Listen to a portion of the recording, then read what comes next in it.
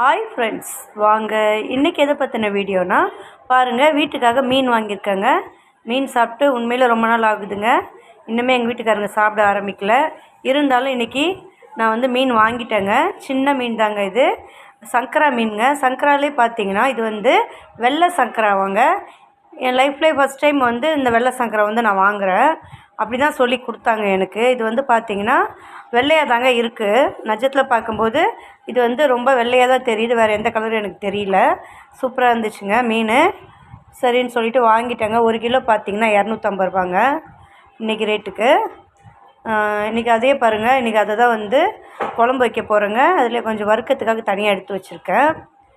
பார்த்திங்கன்னா எங்கள் வீட்டுக்காரங்க சாப்பிட மாட்டாங்க. நாங்கள் வரலையும் தான் இன்றைக்கி சாப்பிட்ணும்.